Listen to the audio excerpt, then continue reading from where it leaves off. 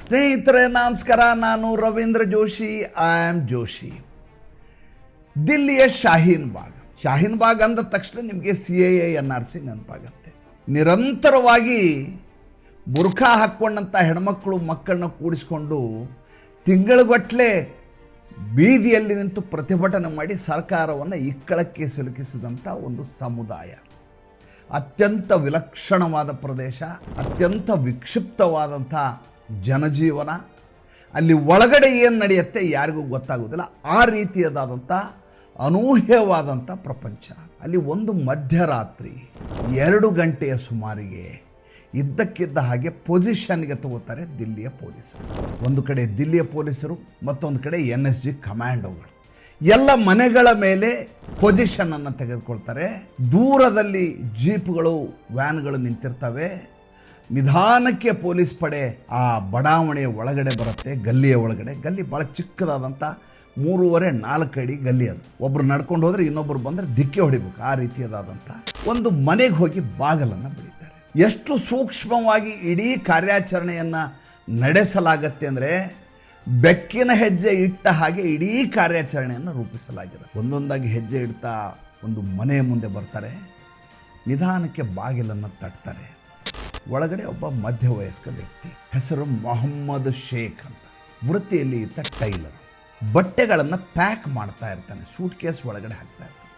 ಎಲ್ಲಿಯೋ ಪರಾರಿ ಆಗಲಿಕ್ಕೆ ತಯಾರಿ ಮಾಡಿಕೊಂಡ ಹಾಗೆ ಕಾಣಿಸ್ತಾ ಇದೆ. ತಕ್ಷಣದಲ್ಲಿ ಪೊಲೀಸರು ಆತನನ್ನು ಬಂಧಿಸ್ತಾರೆ. ಬಂಧಿಸಿ ಆದ ಮೇಲೆ ನೇರವಾಗಿ ಕರ್ಕೊಂಡೋಗಿ ಜೀಪ್ನಲ್ಲಿ ಕೂಡಿಸ್ಕೊಂಡು ಪೊಲೀಸ್ ಸ್ಟೇಷನ್ಗೋ ಅಥವಾ ಇಂಟ್ರಾಗೇಷನ್ ಸೆಂಟರ್ಗೋ ಕರ್ಕೊಂಡು ಹೋಗೋದಕ್ಕಿಂತ ಮುಂಚೆ ಇಡೀ ವಾತಾವರಣ ತಮ್ಮ ತೆಕ್ಕೆಗೆ ತೆಗೆದುಕೊಳ್ಳುವ ಪ್ರಯತ್ನವನ್ನು ಮಾಡಿ ಈತನನ್ನು ಬಂಧಿಸಲಾಗುತ್ತೆ. ಈ ದಿಲ್ಲಿಯ ಈ ಬಡಾವಣೆ ಏನಿದೆ, ಆ ಬಡಾವಣೆಯಲ್ಲಿ ಒಬ್ಬ ಈತ ಕೇವಲ ಟೈಲರ್. ಆತನ ಮನೆ ಎದುರುಗಡೆ ಒಬ್ಬ ಚಹಾ ಮಾರುವ ವೃತ್ತಿಯನ್ನು ಮಾಡ್ಕೊಂಡಿದ್ದಂಥ ವ್ಯಕ್ತಿ ಮಹೇಶ್ ಅಂತ ಆತನ ಹೆಸರು. ಘಟನೆಯನ್ನು ಹೇಳ್ತಾ ಹೋಗ್ತೀನಿ. ನೀವು ಈ ರೀತಿಯೆಲ್ಲ ಇರ್ಲಿಕ್ಕೆ ಸಾಧ್ಯವಂತ ನಿಜಕ್ಕೂ ಅಚ್ಚರಿ ಪಡ್ತೀರಿ, ಬೆಚ್ಚಿ ಬೀಳ್ತೀರಿ. ಅಷ್ಟೇ ಅಲ್ಲ, ನಮ್ಮ ದೇಶದ ಪ್ರಧಾನಿಗೆ ಈ ರೀತಿಯಾದಂಥ ಷಡ್ಯಂತ್ರ ಮಾಡುವ ಮೂಲಕ ಹತ್ಯೆ ಮಾಡುವ ಎತ್ತರ ನಡೆಯುತ್ತಾ ಅಂತ ಆಶ್ಚರ್ಯಪಟ್ಟುಬಿಡ್ತೀರಿ. ಈತನ ನಡೆನುಡಿಯ ಬಗ್ಗೆ, ಮೊಹಮ್ಮದ್ ಶೇಖನ ನಡೆನುಡಿಯ ಬಗ್ಗೆ ಈ ಚಹಾ ಮಾರುವ ಮಹೇಶ್ಗೆ ಅನುಮಾನ ಶುರುವಾಗುತ್ತೆ. ಅದಕ್ಕೊಂದು ಕಾರಣ ಇದೆ. ಏನು ಕಾರಣ ಅಂದರೆ, ಸುಮಾರು ಬೆಳಗಿನ ಜಾವ 3ರಿಂದ 5 ಆಸುಪಾಸಿನಲ್ಲಿ ಒಂದು ವ್ಯಾನ್ ಬರುತ್ತೆ. ಆ ವ್ಯಾನ್ನಲ್ಲಿ ಒಂದು 5 ಜನ ಪ್ರತಿನಿತ್ಯ ಬರ್ತಾರೆ.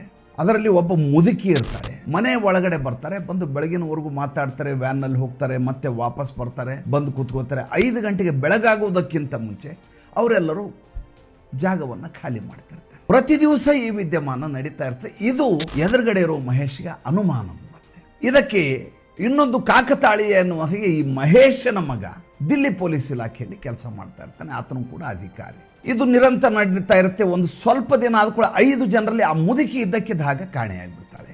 ಆಕೆ ಬರೋದನ್ನು ನಿಲ್ಲಿಸ್ತಾಳೆ, ಅದೃಶ್ಯರಾಗ್ತಾಳೆ. 4 ಜನ ಬರ್ಲಿಕ್ಕೆ ಶುರು ಮಾಡ್ತಾರೆ. ಮುಂದೆ 2-3 ದಿವಸ ಆದಮೇಲೆ 3 ಜನ ಬರ್ಲಿಕ್ಕೆ ಶುರು ಮಾಡ್ತಾರೆ.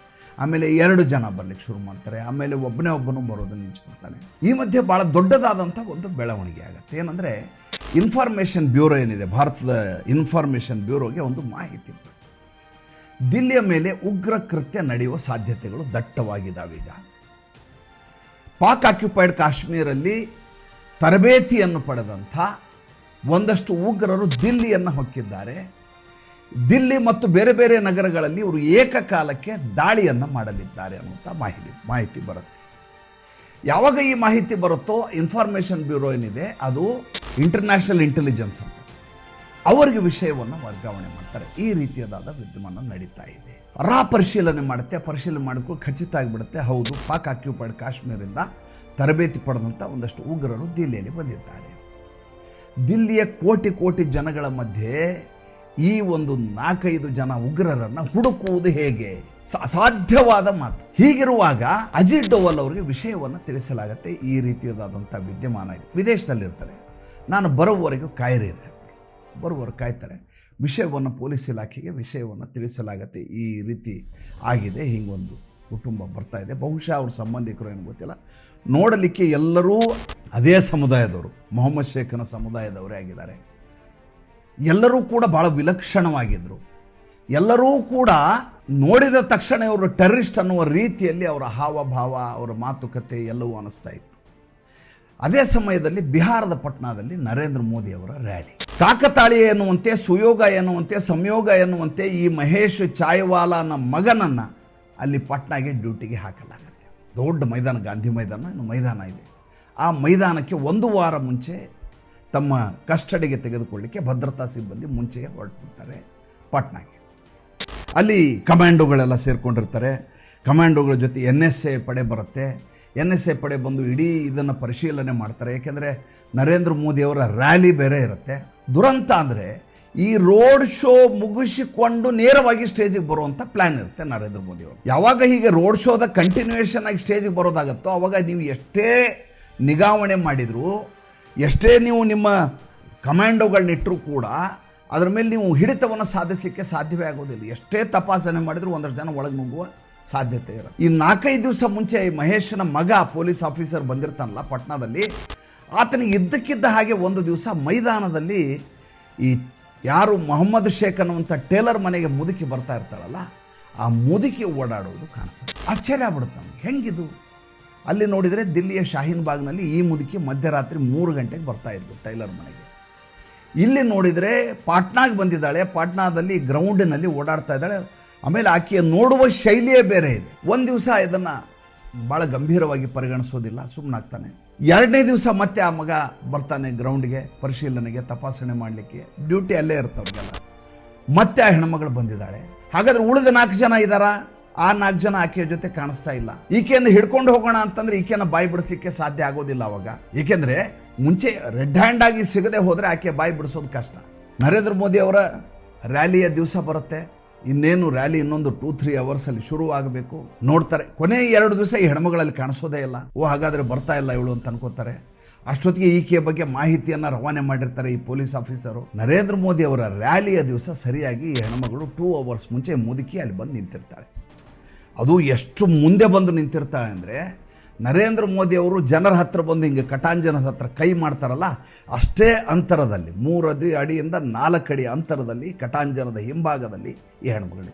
ತಕ್ಷಣ ಪೊಲೀಸ್ ಆಫೀಸರ್ ಆ್ಯಕ್ಟಿವ್ ಆಗಿಬಿಡ್ತಾನೆ. ಓಹೋ ಇದು ಕತೆ ಇದು.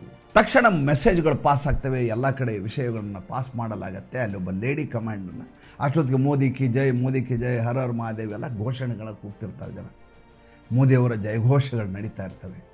ಒಬ್ಬ ಲೇಡಿ ಕಮಾಂಡೋ ಆಕೆಯನ್ನು ಎಳೆಯಲಿಕ್ಕೆ ಹೋಗಿ, ಆಕೆ ಜಪ್ಪಂದರೂ ಆ ಕಡೆಯಿಂದ ಅಳ್ಳಾಡ್ಲಿಕ್ಕೆ ಸಾಧ್ಯ ಆಗೋದಿಲ್ಲ. ಜನರಿಗೆ ಅನುಮಾನ ಬಂದಿರಬಾರದು, ಈಕೆಯನ್ನು ಹಿಡ್ಕೊಂಡು ಹೋಗ್ತೀವಿ ಅಂತ ಯಾರಿಗೆ ಗೊತ್ತಾಗಬಾರ್ದು. ಆ ರೀತಿಯಾದಂಥ ಚುರುಕು ಕಾರ್ಯಾಚರಣೆ ಮಾಡಿ ಲೇಡಿ ಕಮಾಂಡೋ ಈಕೆಯನ್ನು ಎಳ್ಕೊಂಡು ಆ ಕಡೆ ಕರ್ಕೊಂಡು ಸೀದಾ ಇಂಟ್ರಾಗೇಷನ್ಗೆ ಕರ್ಕೊಂಡು ಹೋಗಿ ನೋಡಿದರೆ ಬೆಚ್ಚಿ ಬಿದ್ದು ಬಿಡ್ತೀರಿ ನೀವು, ಅಂಥ ಸ್ಥಿತಿ ಇರುತ್ತೆ. ಈಕೆ ಟೈಮರ್ ಬಾಂಬನ್ನು ಎದೆಯ ಮೇಲೆ ಎದೆಗವಚವಾಗಿ ಹಾಕ್ಕೊಂಡಿದ್ದಾಳೆ ಈ ಮುದುಕಿ. ಕೆಲವು ನಿಮಿಷಗಳು ಮಾತ್ರ ಬ್ಲಾಸ್ಟ್ ಆಗಲಿಕ್ಕೆ ಸಮಯ ಉಳಿದಿದೆ. ಫಿದಾಯಿನ್ ಹೆಣ್ಮಗಳು ಮಾನವ ಬಾಂಬ್ ಈಕೆ. ಇದ್ದಕ್ಕಿದ್ದ ಹಾಗೆ ಎಲ್ಲರೂ ಗಾಬರಿ ಆಗಿಬಿಡ್ತಾರೆ. ತಕ್ಷಣದಲ್ಲಿ ಅಲ್ಲಿ ನರೇಂದ್ರ ಮೋದಿ ಅವರಿಗೆ ವಿಷಯವನ್ನು ಪಾಸ್ ಮಾಡಲಾಗತ್ತೆ. ನಿಮ್ಮ ಹತ್ಯೆ ಮಾಡಲಿಕ್ಕೆ ಭಾಳ ದೊಡ್ಡದಾದಂಥ ಷಡ್ಯಂತ್ರ ನಡೀತಾ ಇದೆ. ಒಬ್ಬರನ್ನು ಈಗಾಗಲೇ ಬಂಧಿಸಿದ್ದೇವೆ. ನೀವು ಎಲ್ಲಿಯೂ ಜನರ ಮಧ್ಯೆ ಹೋಗಕೂಡದು, ನೇರವಾಗಿ ವೇದಿಕೆ ಹೋಗಿ ಭಾಷಣ ಮಾಡಿ, ಜನರ ಹತ್ತಿರ ಹೋಗೋದು, ಹಸ್ತಲಾಘವ ಮಾಡೋದು. ನರೇಂದ್ರ ಮೋದಿಗೆ ಅದೊಂದು ಅಭ್ಯಾಸ ಇದೆ. ಇದಕ್ಕಿದ್ದ ಹಾಗೆ ಜನರ ಹತ್ರ ಹೋಗೋದು. ಈಚೆಗೆ ಅದು ಕಡಿಮೆ ಮಾಡಿಸಿದ್ದಾರೆ. ಆ ರೀತಿಯಾದಂಥ ವಿಷಯವನ್ನು ಅವರ ಕಿವಿಗೆ ತಲುಪಿಸಲಾಗತ್ತೆ. ಈಕೆಯನ್ನು ಬಂಧಿಸಿ ಮೊದಲು ಅದನ್ನು ಡಿಫ್ಯೂಸ್ ಮಾಡ್ತಾರೆ. ಆಕೆ ಬಾಂಬನ್ನು ಡಿಫ್ಯೂಸ್ ಮಾಡಿ ಎಲ್ಲಿಂದ ಬಂದಿದೆಯಾ ಏನು ಕತೆ ಅಂದಾಗ ಆಕೆ ಬಾಯಿ ಬಿಡ್ತಾಳೆ, ನಾವೆಲ್ಲರೂ ಸೇರಿ ಈ ರೀತಿಯಾದ ದಾಳಿ ಮಾಡಲಿಕ್ಕೆ ಎಲ್ಲ ತಯಾರಿ ಮಾಡ್ಕೊಂಡಿದ್ದೀವಿ. ನನ್ನ ಬಾಂಬ್ ಇಲ್ಲಿ ಬ್ಲಾಸ್ಟ್ ಆದ ತಕ್ಷಣ ಏಕಕಾಲಕ್ಕೆ ಬೇರೆ ಬೇರೆ ನಗರಗಳಲ್ಲಿ, ದಿಲ್ಲಿಯಲ್ಲಿ ಮತ್ತು ಬೇರೆ ಬೇರೆ ಭಾಗಗಳಲ್ಲಿ ಉಳಿದ 4 ಜನ ಬಾಂಬ್ ಬ್ಲಾಸ್ಟ್ ಮಾಡಿ ತಕ್ಷಣದಲ್ಲಿ ಎಲ್ಲೆಲ್ಲಿ ಯಾರ್ಯಾರಿದಾರಂತ ಅಟೆನ್ಷನ್ಗೆ ತೆಗೆದುಕೊಂಡು ಅಷ್ಟೂ ಕಡೆ ಅವ್ರನ್ನ ದಾಳಿ ಮಾಡಿ ಹಿಡಿಯುವ ಕೆಲಸ ಆಗತ್ತೆ. ಇದರ ಮಾಸ್ಟರ್ ಮೈಂಡ್ ಟೈಲರ್ ರೂಪದಲ್ಲಿ ನಾಟಕ ಮಾಡಿಕೊಂಡು ಹೊರಗಿನ ಜಗತ್ತಿಗೆ ಕಾಣಲಾರದ ಹಾಗೆ ಶಾಹೀನ್ ಬಾಗ್ ಎನ್ನುವಂಥ ವಿಲಕ್ಷಣ ಬಡಾವಣೆಯಲ್ಲಿ ಕುಳಿತಂಥ ಮೊಹಮ್ಮದ್ ಶೇಖ್ ಇದರ ಹಿಂದಿದ್ದಂಥ ಕಿಂಗ್ ಪಿನ್ ಆಗಿರ್ತಾನೆ, ಮಾಸ್ಟರ್ ಮೈಂಡ್ ಆಗಿರ್ತಾನೆ. ಯಾವಾಗ ಈ ಮುದುಕಿ ವಿಷಯವನ್ನು ಹೇಳ್ತಾರೋ ತಕ್ಷಣದಲ್ಲಿ ದಿಲ್ಲಿಯಲ್ಲಿ ವಿಷಯವನ್ನು ಪಾಸ್ ಮಾಡಲಾಗತ್ತೆ. ಸಂಜೆಯಿಂದನೇ ಆತನನ್ನು ಬಂಧಿಸಲಿಕ್ಕೆ ಎಲ್ಲ ರೀತಿಯ ತಯಾರಿಗಳನ್ನು ಮಾಡಲಾಗತ್ತೆ. ಯಾವಾಗ ಶಾಹೀನ್ ಬಾಗು ನಿದ್ದೆಗೆ ನಿದ್ದೆಗೆ ಹೊರಟು ಹೋಗುತ್ತೋ ಆ ಸಂದರ್ಭದಲ್ಲಿ ರಾತ್ರೋರಾತ್ರಿ ಈತನನ್ನು ಯಥಾಕೊಂಬತ್ತು ಸೇರಿಸಿ ಬಂಧಿಸಲಾಗತ್ತೆ. ಇಲ್ಲದೆ ಹೋಗಿದ್ರೆ ಈ ದೇಶದ ಆಸ್ತಿ ಅಂತ ನೀವು ಭಾವಿಸುವಂಥ, ಇವತ್ತು ದೇಶ ಎಷ್ಟು ಸುಭಿಕ್ಷ ಆಗಲಿಕ್ಕೆ, ಎಷ್ಟು ಭದ್ರವಾಗಲಿಕ್ಕೆ, ಎಷ್ಟು ಹೆಮ್ಮೆ ಪಡುವಂತೆ ಕಾರಣೀಭೂತ ಆಗಿರುವಂಥ ನರೇಂದ್ರ ಮೋದಿ ಅವರ ಹತ್ಯೆ ಈ ಮುದುಕಿಯಿಂದ ಆಗುವುದು. ನಮ್ಮ ಸೈನ್ಯ ಬಲ, ನಮ್ಮ ಕಮಾಂಡೋಗಳು, ನಮ್ಮ ಪೊಲೀಸ್ ಇಲಾಖೆ, ನಮ್ಮ IB, ನಮ್ಮ ಯಾವ ಮಟ್ಟಿಗೆ ಅಹೋರಾತ್ರಿ ಕೆಲಸ ಮಾಡ್ತಾ ಇರದೆ, ಇದಕ್ಕಿಂತ ನಿದರ್ಶನ ನಮಗೆ ಬೇಕಾ? ಯೋಚನೆ ಮಾಡಿ ನೋಡಿ. ಸಂಚಿಕೆ ಹೇಗನ್ನಿಸ್ತು ದಯವಿಟ್ಟು ತಿಳಿಸಿ. ನಮಸ್ಕಾರ.